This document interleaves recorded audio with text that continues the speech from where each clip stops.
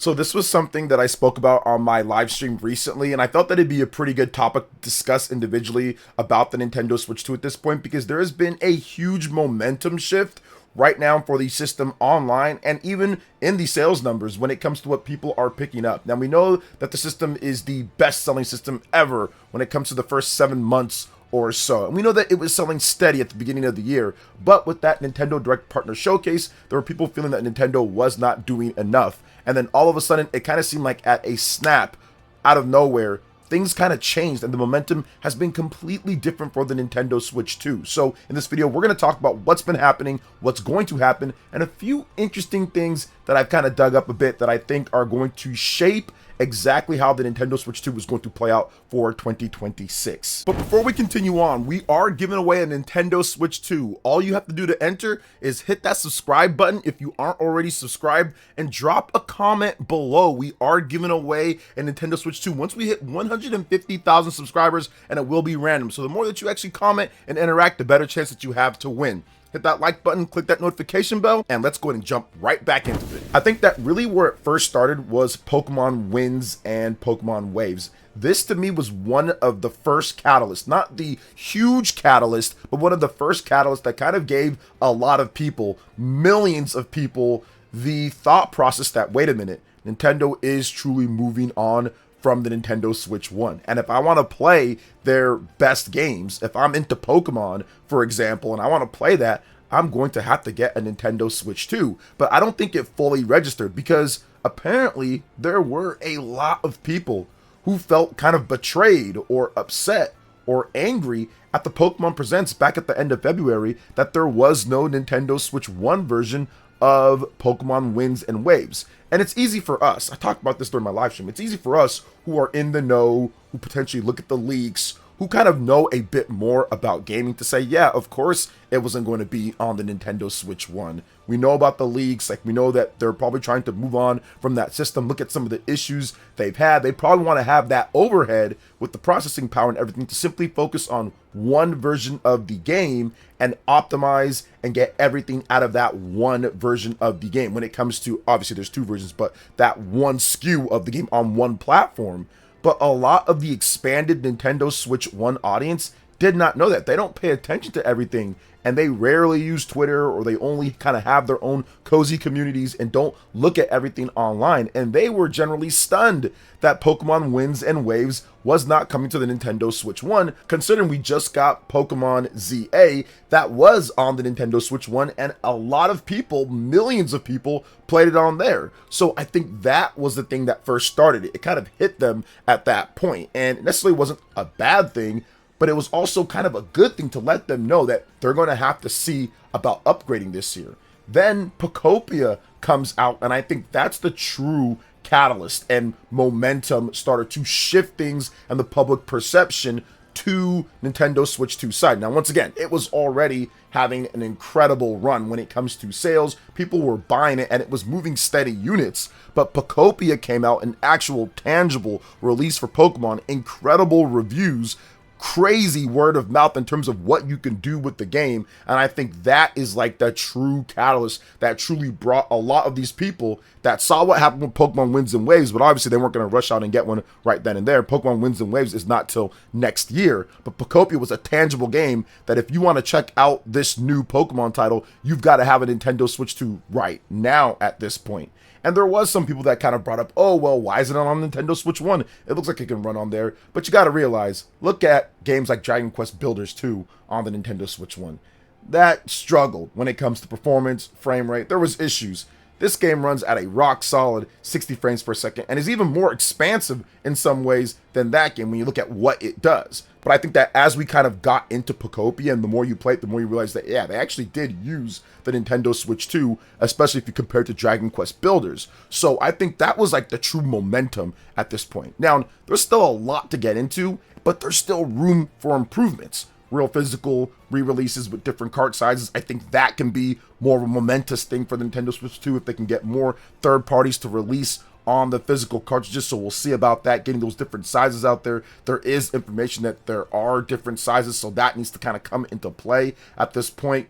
better day and date support for Western third-party games. We still don't have a ton of Western developers that are doing day and date with the Nintendo Switch 2, but I think that can change, especially if there's a huge, big, like noticeable jump in the install base at the next investor meetings. If it continues to go up and up, I think that a lot of the developers are going to take that extra time.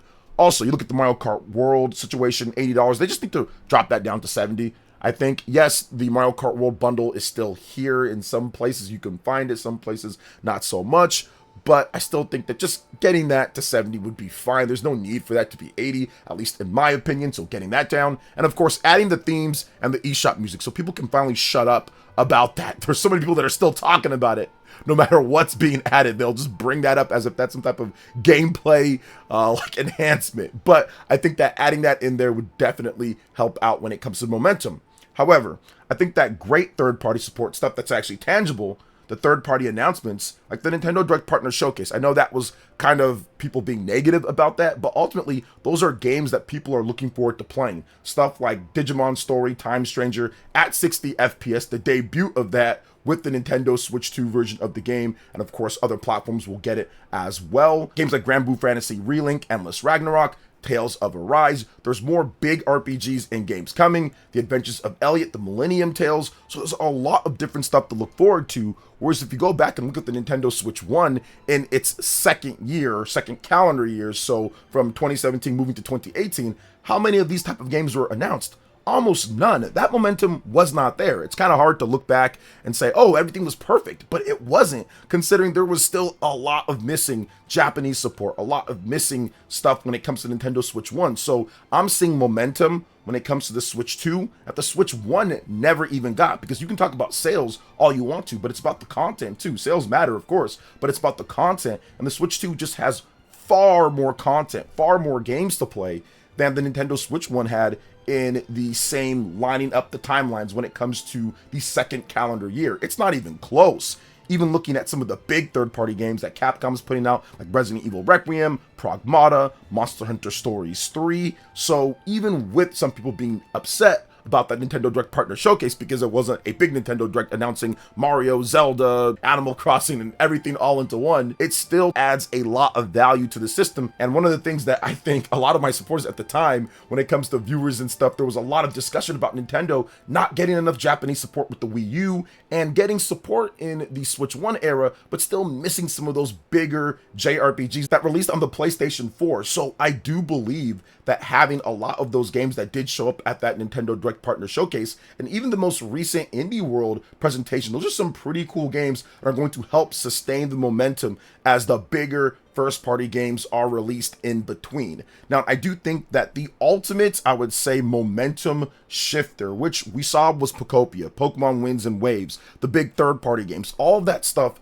is awesome. But honestly, this is where I think that you're seeing people just completely, I would say, lose their mind. I've seen it on Twitter, the certain same suspects, the grifters, people like that. They have lost their mind about the Nintendo Switch 2 firmware 22 update.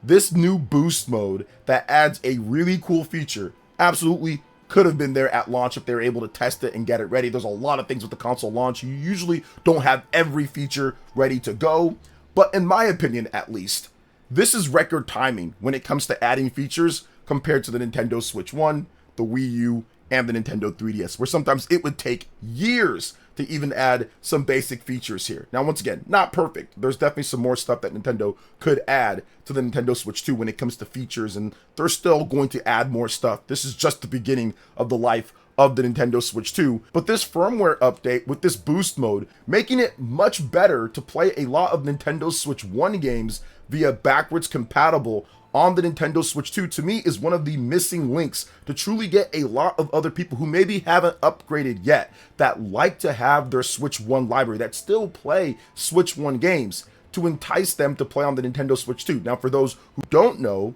the Nintendo Switch 2 now has this new thing called boost mode, and you have to enable it. If you update your firmware, go to your system settings on your main dash, scroll down to system, move over to the right, then scroll to the Nintendo Switch handling. Go to there and enable the boost mode. Now, if you do that, take your Switch 1 games and trick them as if they are playing in docked mode, but portable. So if you're someone who likes to play Switch 1 games portable or games portable in general, this is a massive update. Because before, what it did was that it actually had the profiles for docked and for portable play when you're playing a Nintendo Switch 1 game. The problem is that a lot of Nintendo Switch 1 games would run at pretty low resolutions in portable mode. Really low resolutions, dynamic resolutions that sometimes would look horrible. The Witcher 3, for example, or Xenoblade Chronicles 2. There's a number of games that would run like at 360p sometimes, 480p, 540p, like all sorts of low resolutions. With the Nintendo Switch 2, you've got a much bigger screen, so it stretches that low resolution image out, and that's something that people talked about on my stream quite a bit. Now, I never played too many Nintendo Switch 1 games portable. I would just play them docked to capture footage, but I would never really play too many Nintendo Switch 1 games without a real Switch 2 update, like Pokemon Scarlet and Violet or Super Mario Odyssey, for example. So I wasn't really seeing all of those low resolutions. Now, I was aware about it, and I talked about, maybe they can do something to fix it, but now they actually have this boost mode, and that is a huge, in my opinion, great thing to help with getting more people who still are on Nintendo Switch 1 to consider the Nintendo Switch 2. Now, as a lot of content creators have got this news, started talking about it, we're starting to see a lot of videos doing comparisons. It is a noticeable difference with many different games out there. Great momentum. There's been a number of good things that happened in a row. Like I said, not perfect. There's still a lot of room for improvement when it comes to stuff, but with Pokopia and the breakout of that game, the great reviews, the best reviewed game of the year so far at this point when it comes to major titles, Pokemon Winds and Waves looking a lot better. Some felt that Pokemon Winds and Waves was going to look terrible on the Nintendo Switch 2, or that what they were going to show was still not going to be up to snuff. And obviously, it was much better. But once again, you're starting to see the grifters, you're starting to see a lot of the people that would take everything and put it into a negative, they're going on breaks. All of a sudden, they can't access their computer to make content. They are sitting here making up stuff on Twitter, or they're making up various different videos talking about nonsense, fabricating stories out of thin air to keep the grift going for another however long they can keep the grift going and scam money out of people when it comes to YouTube. So I do think that this is interesting, and I feel that it's all going to come to a high point. It's all leading into the big centerpiece for the first half of the year, Big Nintendo Direct, and what's happening there. What big game does Nintendo have planned for 2026? Because Pokemon Winds and Waves is 2027, and there still is a huge unknown about that. And I think that's where this momentum truly hits the peak,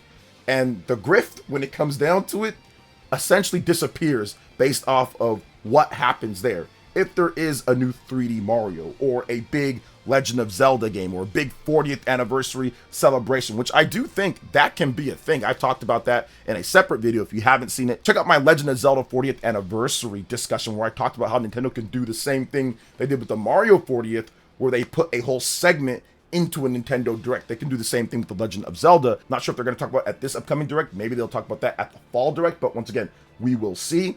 But I feel that that's really going to be the huge peak. You got all these new people buying the Nintendo Switch 2. You got people checking out Nintendo Switch 1 games, buying them, replaying them, doing everything with that. You've got all sorts of cool momentum, third-party games coming out, and stuff that is happening positively for the system. You have that big Nintendo Direct that reveals a bunch of interesting games, and that's where the momentum takes a whole new life for itself. And I truly feel that people are going to be like, okay, I was maybe really wrong about this when it comes to Switch 2, and you truly see some incredible sales numbers because Nintendo's going to have the stock for that. So we'll see what happens. I still think that there is possibility when it comes to Splatoon 4. I don't want to speculate too much on what we could see just because we still have Splatoon Raiders, but I do think that there's something interesting with that game that could lead into almost like this is part of Splatoon 4 and it kind of bridges to the next game. So there's definitely other stuff. People have talked about Mario, people have talked about Zelda, people have talked about all sorts of stuff. Maybe Nintendo has a brand new IP that they're going to push for the holiday. That's the biggest thing from somebody within Nintendo. So we're going to have to wait and see. It's exciting. We don't know at this point. And once they have that Nintendo Direct, we'll get more clarity on what they're actually going to do. We'll also get more information on Fire Emblem Fortunes Weave, which that game's going to be awesome. Still need to get more information on the Dusk Bloods. That's probably going to be a good game. So there's a lot of stuff to look forward to. So what do you guys think when it comes to the momentum right now with the Nintendo Switch 2?